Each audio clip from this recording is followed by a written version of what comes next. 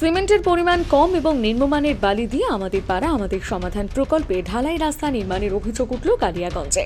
মালগাঁও অঞ্চলে রঘুনাথপুর সংসদে ১,৭৪,৯৮২ টাকা ব্যয় সিমেন্ট ঢালাই রাস্তার কাজ শুরু হয়েছে। অভিযোগ, শুক্রবার দুপুরে ঢালাই রাস্তার কাজ হয়েছিল। এরপর ২০ ঘন্টা পার হলেও ঢালাই রাস্তার সঠিক নিয়মে জমাট বাঁধা শুরু করেনি। এই বিষয়ে মোহাম্মদ টুনু, খায়রুল ইসলামের মতন বাসিন্দার অভিযোগ করে বলেন, তারা যে কালকে ঢালাই করছে আজ পর্যন্ত এখনো জামে নাই। কি করে ঢালাই করলো? আমরা তো এখানকার ভালো লোক, আমরা দেখি নাই। যখন ঢালাই করছে ওরা সব লেবার টেবার নিয়ে ধামাধেম ফেলা দিচ্ছে, আমরা তো দেখি না। আজকে সকালে দেখছি রাস্তাটাতে জামে হয় নাই। রাস্তাটা কোথা থেকে কোথা পর্যন্ত হচ্ছে? রাস্তাটা হচ্ছে ওই রহমানের বাড়ি থেকে টেনিয়াবাড়ি অবধি। এটা কোন প্রকল্পের রাস্তা? এটা হচ্ছে আমাদের পাড়া আমাদের সমাধান।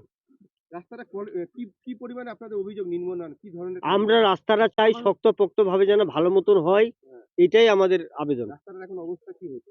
এখন অবস্থা এখনই জাম হয়নি এই পর্যন্ত। কতক্ষণ হলো? কালকে ঢালাই হয়েছে। 24 ঘন্টা হয়ে গেল, এখনো হয়নি না। কি মনে করছেন কেন এই জমেনি রাস্তাটা?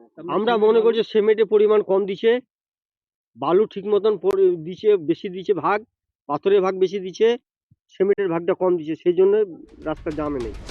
রাস্তার কাজের মান নিয়ে ওঠাই অভিযোগ প্রসঙ্গে জেলা পরিষদ সদস্য লতা সরকার বলেন, বিভিন্ন কাজ প্রত্যেকটা এলাকায় চলছে, যেমন আপাসের কাজগুলো প্রত্যেকটা বুথে 10 লক্ষ টাকার কাজ চলছে।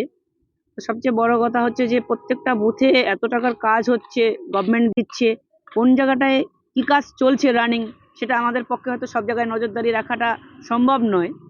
তো সেই জায়গা থেকে যেখানে কাজ হচ্ছে সেখানকার মানুষ যদি একটু সচেতনভাবে তাদের নিজেদের এলাকার কাজ, তাদের জন্য কাজ তারা যদি দেখে নেয়, আমার মনে হয় সবচেয়ে সেটা বেটার হয়। কারণ আমরা যারা জনপ্রতিনিধি আছি না কেন, গ্রাম পঞ্চায়েত বলুন বা প্রধান যারা আছে, পঞ্চায়েত সমিতির সভাপতি থেকে জেলা পরিষদ, কারোর পক্ষেই সম্ভব নয় যে প্রত্যেকটা কাজ তারা সেখানে দাঁড়িয়ে থেকে করিয়ে নেবেন। তো এলাকার মানুষ তাদের নিজস্ব রেসপন্সিবিলিটি আছে, তারা সেই রেসপন্সিবিলিটিটাকে মাথায় রেখে যেখানে যেই কাজটা হচ্ছে তারা যদি সেখানে দাঁড়িয়ে থেকে সেই কাজটাকে, যেই ঠিকাদার বা এজেন্সি যে কাজটা পেয়েছে তারা সঠিকভাবে করছে কিনা, আমার মনে হয় তারা যদি সেটা সঠিকভাবে দেখে নেয় তাহলে সবচেয়ে বেশি ভালো হয়। উত্তর দিনাজপুর থেকে অনুজ জেসওয়ালের প্রতিবেদন, নিউজ টুডে।